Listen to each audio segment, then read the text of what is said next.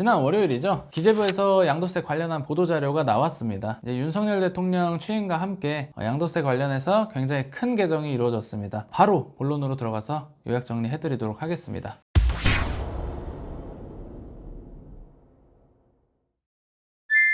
사실상 법 공포는 국무회의를 거쳐서 이달 말에 이루어질 텐데 큰 이변이 없을 거다라고 짐작하고 있습니다. 그리고 또 뭐 5월 10일만 기다리면서 이제 등기 이전 하신 납세자분도 계신데 이런 신뢰이익을 깨버리면 또 국민들이 가만히 있지 않겠죠. 시행령 개정사항은 크게 세 가지입니다. 첫 번째로 바로 전 영상에서도 말씀드렸었죠. 다주택자 양도세 중과세 1년간 한시적 배제한다는 내용입니다. 그렇기 때문에 이제 다주택자가 2주택자 중과세, 3주택자 중과세를 적용받을 일은 없어졌습니다. 그리고 이제 중과세가 적용되면 배제가 되던 장특공제도 이제는 가능해진다, 이렇게 보시면 되겠습니다. 그래서 2022년 5월 10일부터 2023년 5월 9일까지 양도부는 기본세율을 적용하고 보유기간, 거주기간 따라서 장특공제도 적용한다, 이렇게 정리하시면 되겠습니다. 그리고 이제 두 번째도 굉장히 중요한 개정 사항입니다. 보유 거주기간 재기산이죠. 이거는 이제 사실 21년 시행 초기부터 굉장히 말이 많았습니다. 임대 임차인 간 분쟁은 물론이고 세무상담 없이는 자의적인 판단으로 주택을 팔 수도 없게 만들었어요.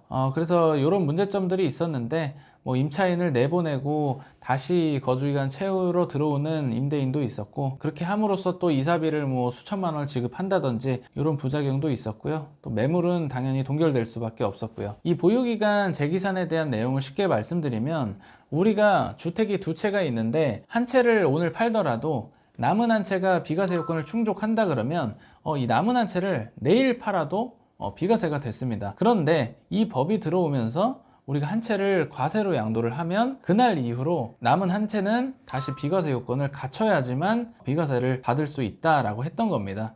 그런데 이제 이 법이 폐지가 되었다. 그래서 주택수와 관계없이 이제 실제 보유하고 거주한 기간을 바탕으로 비과세를 판단한다, 그렇게 보시면 되겠습니다. 그리고 이제 세 번째는 일시적 2주택 비과세 요건이 조금 완화가 됐습니다. 2019년 12.16 대책 이후로는 우리가 이제 일시적 2주택 비과세를 받기 위해서는 신규주택 취득일로부터 1년 내에 종전주택 처분하고 1년 내에 이제 이 신규주택으로 전입까지 해야 됐었습니다. 그래서 이제 전입을 하면 도대체 며칠을 살아야 비과세를 인정해 주는 거냐, 갑론을박도 많았고, 기재부도 이에 대한 회신으로 최소 30일 이상은 살 것을 목적으로 해야 된다, 이런 애매한 회신을 내놓기도 했습니다. 그런데 이제 이번 시행령 개정에 따라서 18년도 9.13 대책으로 회귀가 됐다라고 보셔도 될 것 같은데요. 요지는 일시적 2주택을 적용받으려면 신규주택을 취득한 날로부터 2년 내에만 종전주택을 처분하면 되는 것이고, 전입 요건은 이제는 없어졌다라고 보시면 되겠습니다. 그리고 이제 참고사항으로 기존과 동일하게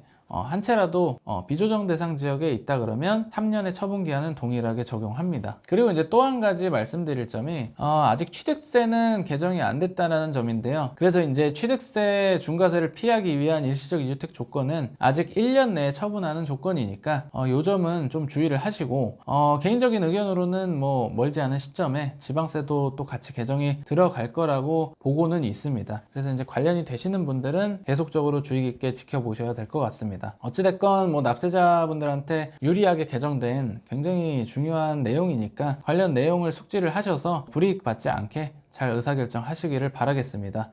이번 영상은 여기까지고요. 도움이 되셨으면 구독과 좋아요 꼭 좀 부탁드리겠습니다. 감사합니다.